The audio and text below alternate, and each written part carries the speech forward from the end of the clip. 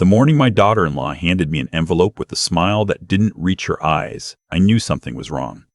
I just didn't know yet how wrong. I took the papers from her, looked down at the letterhead from a law firm I never heard of, and read 3 words that made my stomach drop. Notice of foreclosure. She stood there in my doorway in her expensive yoga clothes, arms crossed, waiting. Behind her, my son was leaning against their car in the driveway with his phone out. When he saw me looking, he gave a little wave. Not the wave of a son visiting his father. The wave of someone who thinks they've already won. I said one thing before I went back inside. Give me a minute. What I didn't say was, I spent 31 years as a licensed CPA. I built 2 businesses from nothing, reviewed 10,000 financial documents, and testified as an expert witness in federal tax fraud cases 4 separate times. I know what a forged signature looks like. I know what a fraudulent lien looks like. And I know, better than almost anyone alive, exactly what to do when someone tries to steal from you on paper. My name is Edmund Walsh. I'm 67 years old, and this is how I kept everything they tried to take. Before I can explain what happened that morning, I have to go back to what I should have seen coming. The first visit after almost 18 months of silence came on a Sunday in March. My son, Philip, he goes by Phil now, has since he married her, showed up at my front door in Nashville with a bottle of wine and a box of pastries from that French bakery downtown. The expensive one. I remember standing there looking at that box and feeling something I hadn't felt in a long time. Hope, maybe? Or just the particular loneliness of a man who lost his wife 4 years ago and sees his only child twice a year at holidays, if that. His wife, Renata, came around from the passenger side. She kissed my cheek and called me Dad like she always had. Warm and easy. And I let myself believe it was genuine because I wanted to. We sat in the kitchen for 3 hours that afternoon. They talked about Phil's new position at a commercial real estate firm, about a trip they'd taken to Scottsdale, about how Renata was thinking about going back to school. Normal things. Family things. I cooked a pot of soup and opened the wine, and when they left, I stood on the front porch and watched their Range Rover disappear around the corner, feeling better than I had in months. I should have noticed that neither of them ever asked how I was doing. Not once. The second visit came 2 weeks later. This time, Renata came alone. She sat down at my kitchen table, pulled a folder from her bag, and said she'd been thinking about my estate planning. Was everything organized? Did I have an updated power of attorney? Her father had gone through a health scare recently, she explained, and it had made her realize how unprepared so many families were for these situations. I told her I had everything handled. She said she'd brought some standard forms anyway, just in case, and she set them on the table between us the way you'd set down something casual, a grocery list, a flyer from the mailbox. I should have read every word. I'm a numbers man. I spent my entire career reading the fine print, but there's something that happens when the person across the table is your son's wife, someone you've eaten Christmas dinner with, someone whose wedding you paid for, and she's looking at you with that particular expression women use when they want to seem caring and competent at the same time. I glanced at the headers. Tax update, beneficiary verification, standard estate addendum. I signed where she indicated. That was my first mistake, and I've thought about it every single day since. Phil joined her on the 3rd visit.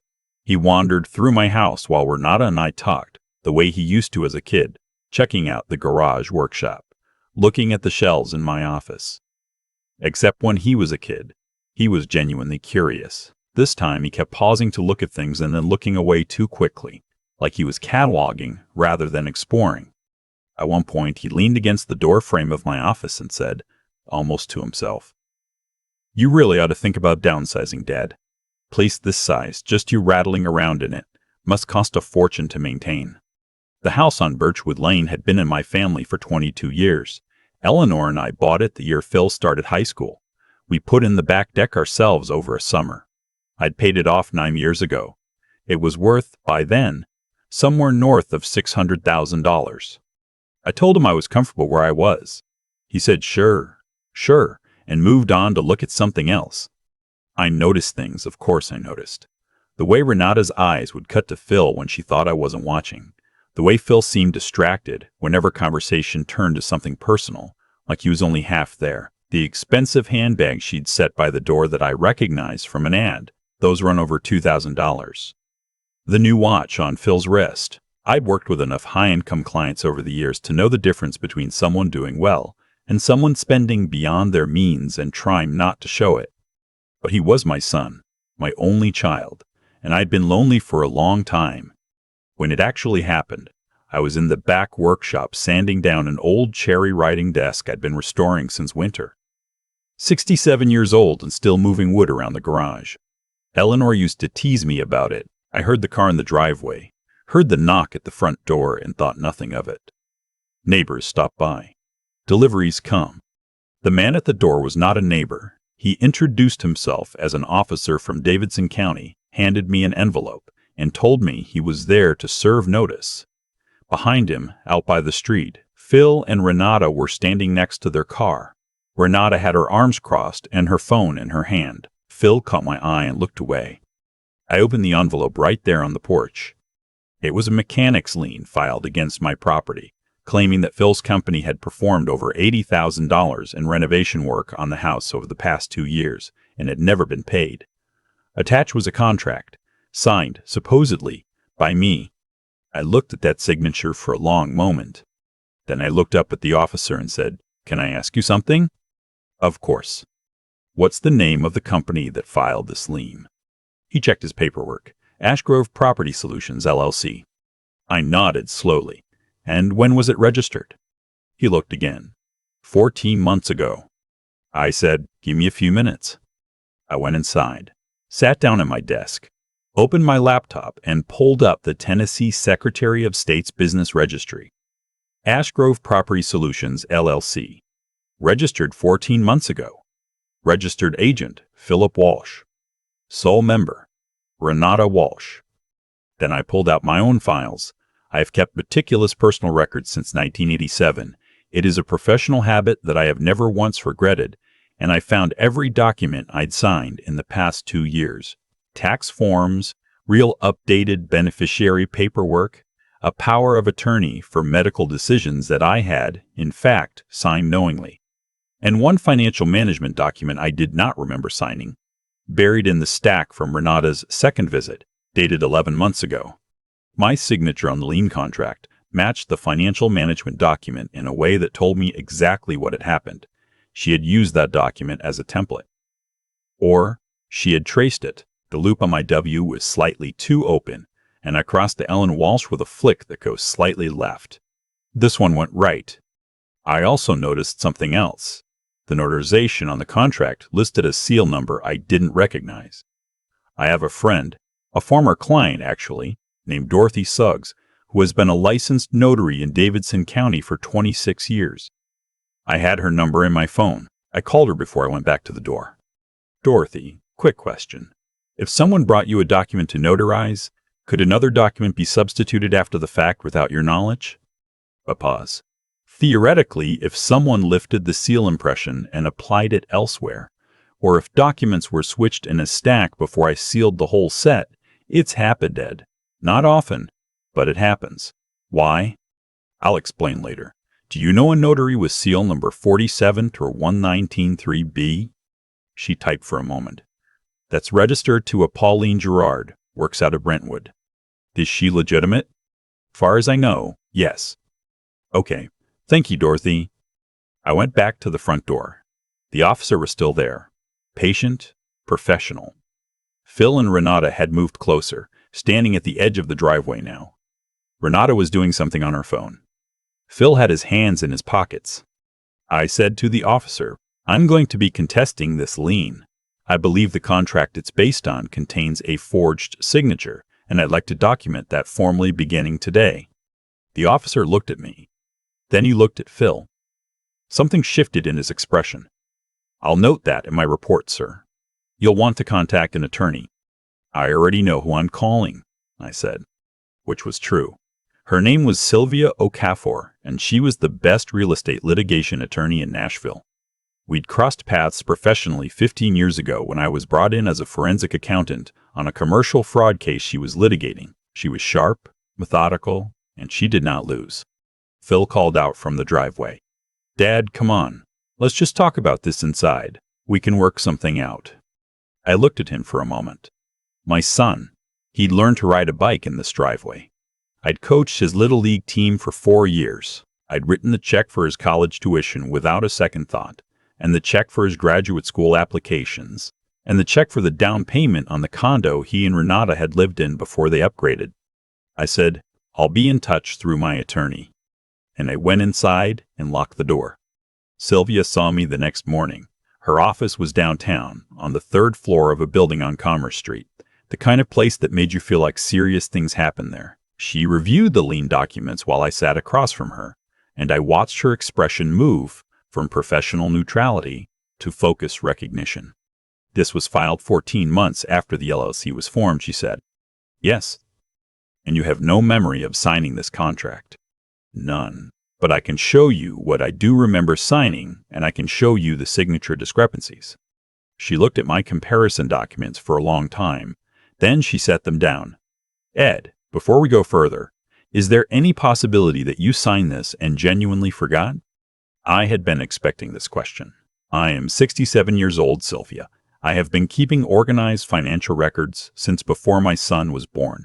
I have a file for every document that passes through my hands. That contract is not in my file. My signature on that contract has 2 specific formation errors that I have never made in my life. And the company claiming I owe them $80,000 was registered by my son and daughter-in-law 14 months ago and has no verifiable business activity, no employees, no equipment, and no prior clients." She smiled very slightly. "All right, let's get a forensic document examiner involved. His name is Bernard Cho, certified and with 22 years of experience. He studied my signature samples for 4 days and delivered a written report concluding that the signature on the lien contract was inconsistent with authentic samples at a confidence level of 94%. The specific inconsistencies he noted: pressure variation in the W, the rightward cross on the L in Walsh, and a slight tremor pattern in the final H that did not appear in any of my known samples. While Bernard was working, Sylvia filed an emergency motion to contest the lien and requested an injunction preventing any forced sale or transfer of the property pending investigation. The judge granted it within 48 hours. When Phil found out, he called me. I let it go to voicemail. His message was calm, almost rehearsed. "Dad, this is getting out of hand. Renata's really upset. We just wanted to get what was fair. Can we please talk like adults?" What was fair? I sat with that phrase for a while. I called a private investigator, a former IRS agent named Bernard Walms, who had gone into independent practice 8 years earlier. We'd worked together on a fraud case in 2014. I told him what I needed. He told me his rate and said he'd have something preliminary within a week. What he found in 2 weeks was worse than I expected. He came to my house and spread documents across the kitchen table. Phil and Renata's combined debt was $430,000. The Range Rover was leased. The condo they'd upgraded to was mortgaged at 92%. Renata had opened 2 credit cards in the past year using my property address as collateral without my knowledge or permission. This is illegal in Tennessee, but the creditors had not verified it. Combined balance on those cards, $61,000. Mostly luxury goods, hotels, restaurants, a ski trip to Vail. There was more. Ash Grove Property Solutions had filed similar mechanics liens against 2 other properties in the Nashville area in the past 8 months. One had settled quietly out of court for $32,000, an elderly widow who hadn't known to fight it. The other was still pending. I was not the first. I was just the first one who knew what to look for. Bernard set down one more document. There's a name that keeps coming up in Phil's communications. Obtained legally through the lien filing discovery process. A consultant named Terry Ogden. He runs a company called Ogden Advisory Services. He's listed as a strategic consultant on the Ash Grove LLC documents. What kind of advisory? On paper, real estate consulting. In practice, based on his client history, he coaches people on how to file mechanics liens against family members who own property. Keeps himself just far enough from the actual fraud to avoid direct liability. Phil's paid him over $12,000 in the past year. I sat back. My son hadn't just made a desperate decision. He had hired someone to teach him how to do this. He had planned it, step by step, with professional guidance, and he had used his mother's old kitchen table to spread out documents and ask his father to sign them. I thought about Eleanor. What she would have said.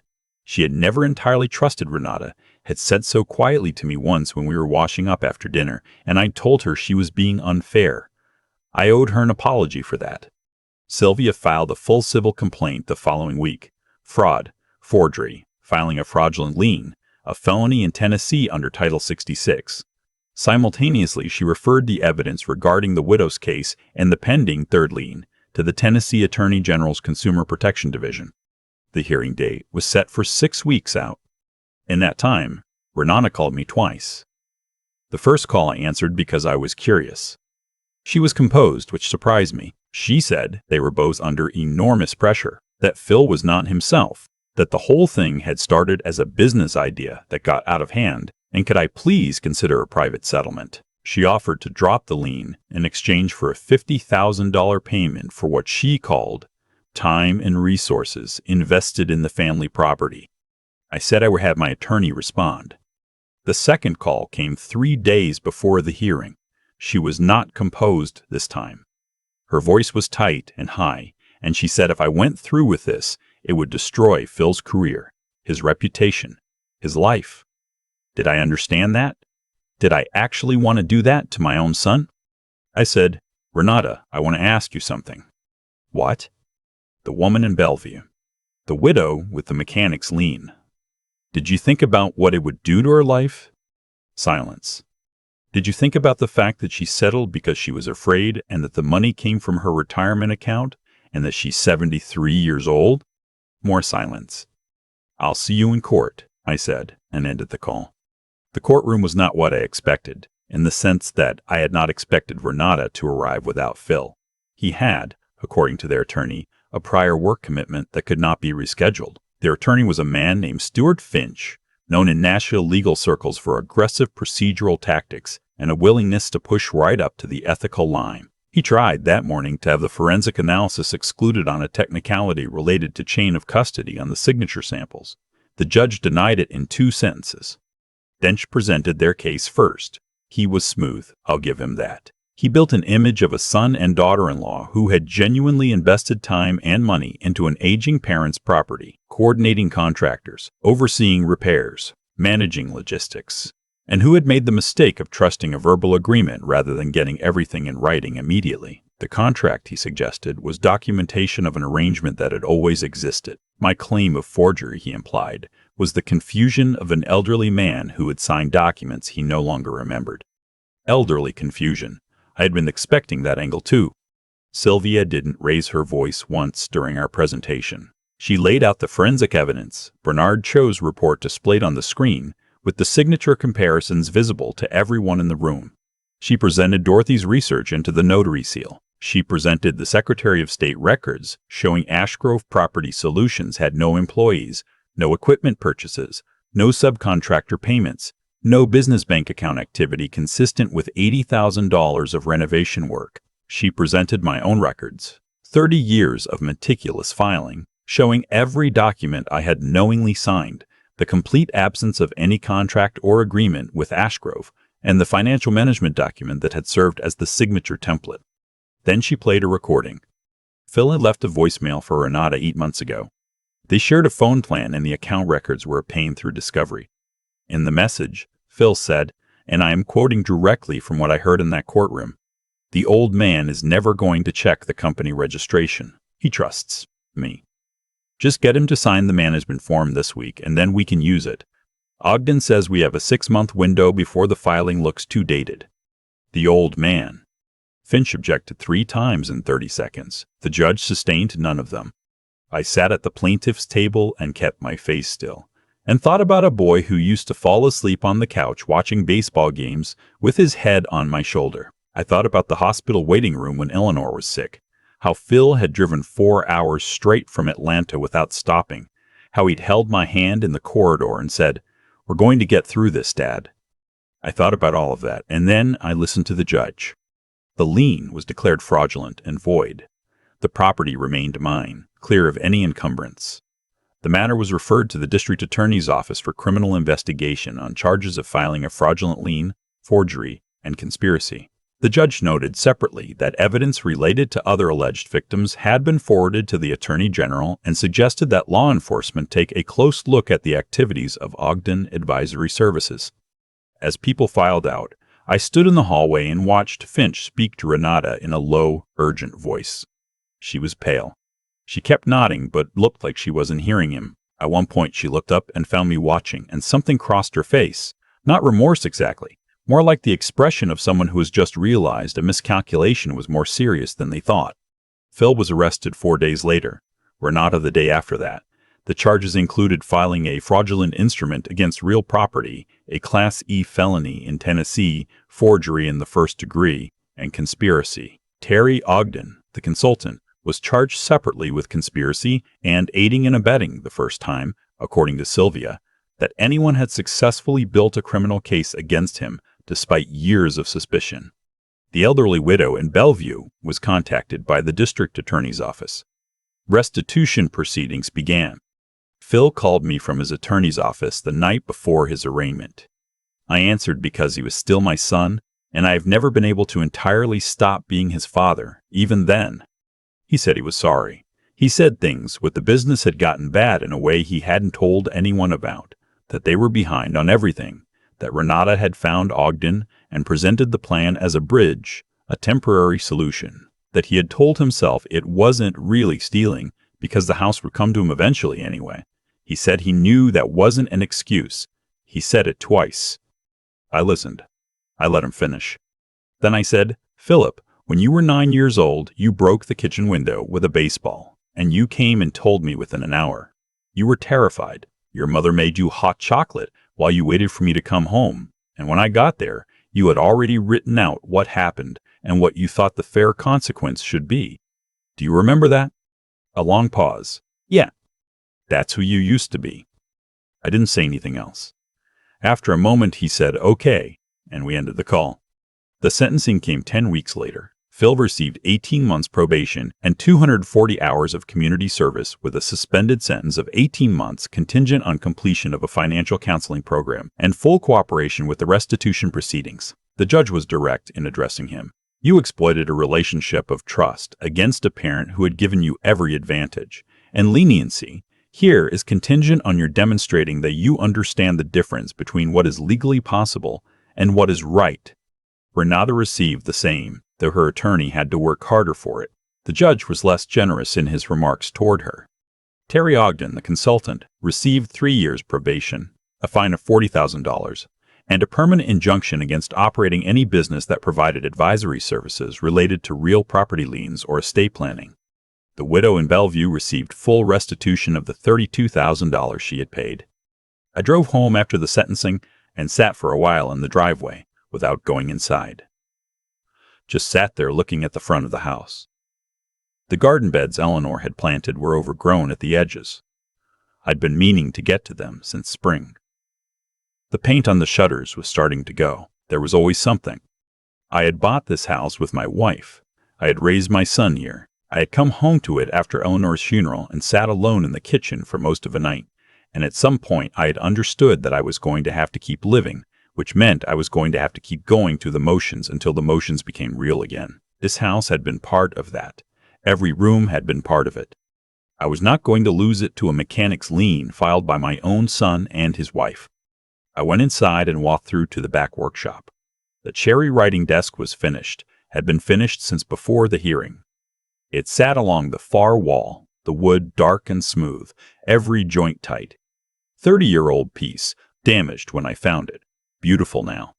I pulled the drop cloth off the next project. An old secretary desk from the 1940s, walnut, with a fold-down writing surface and a dozen small interior compartments. The veneer was lifting on the top, and 2 of the interior dividers were broken, but the bones were solid. Good bones can survive a lot of damage if someone is patient enough to do the work properly. I picked up the scraper and got started. Phil has not called since the sentencing, except once, to tell me he had enrolled in the required financial counseling program and was also attending separately, voluntarily, a group for people dealing with financial deception and addiction. His word, not the courts. I said I was glad to hear it. I meant it. I do not know what comes next for the two of us. I know that I am 67 years old, and I have a house that is mine, work I find meaningful, and the particular satisfaction of a man who has been tested and found out that he still knows exactly who he is. 31 years of working with numbers, of reading fine print, of understanding that the details are where the truth lives. None of that left me, even when I most needed it. The secretary desk is going to take 6 months, maybe more. The veneer work alone is painstaking, but underneath the damage, the walnut is extraordinary. Rich, close-grained, worth every hour. I have nothing but time, and this time I'm keeping everything. I keep coming back to the moment I stood in my own driveway, watching their Range Rover pull away, holding papers that claimed I owed $80,000 to a company my son had created 14 months earlier. There was no rage in me, not yet, just a kind of cold clarity. The same clarity I'd felt 100 times sitting across the table from a client whose books didn't add up. When the numbers told a story, the person in front of me was hoping I'd be too polite to read out loud. What I understand now, having lived through all of it, is that what Phil and Renata tried to do didn't start with greed. It started with a decision to stop being honest, with me, with themselves, with everyone around them. That first dishonesty, whatever it was, made the next one easier, and by the time Renata was sitting at my kitchen table with a folder of documents, asking me to sign things she knew I hadn't read carefully, the habit of deception had become so ordinary to them that they'd stopped seeing it as deception at all. They'd reframed it. It was just a business strategy, just using what was available, just taking what would come to them eventually anyway. That reframing is how people justify the unjustifiable, and it always costs more than they calculated. The integrity I'd built over 31 years wasn't just professional reputation. It was a way of moving through the world, the habit of reading what you sign, of keeping records, of treating every number as something that matters, of refusing to let convenience override honesty. That habit is what saved me. Not luck, not connections, not even the attorney or the investigator, though both were essential. What saved me was 31 years of doing things the right way, every single day, even when no one was watching and no one would have known the difference. Phil once had that same quality in him. I know he did, because I watched him develop it as a child. The boy who came to me after breaking the kitchen window and wrote out his own fair punishment before I'd even arrived home. That boy had genuine integrity. Somewhere along the way, under pressure, he didn't tell anyone about. He let it go. He chose the easier thing instead of the right thing. And Renata made that choice feel reasonable, even smart. What strikes me most, though, is the resilience part. And I don't mean mine. Surviving something like this requires more than legal strategy. It requires the willingness to keep standing up after someone you love has knocked you down deliberately, to keep thinking clearly when everything in you wants to simply grieve, to get up the next morning and go to the workshop and put your hands on something real and do the work even when the outcome is uncertain. That's not toughness for its own sake. That's the refusal to let someone else's worst decision define the rest of your life. The widow in Bellevue got her money back. Terry Ogden can't advise anyone on property liens anymore. Phil is in counseling genuinely, not just to satisfy the court. Whether any of that leads somewhere better for him, I honestly don't know. I hope it does. He's still my son. The walnut secretary desk is coming along. The veneer work is painstaking and slow, but the bones are extraordinary, and some things are worth the time it takes to restore them properly.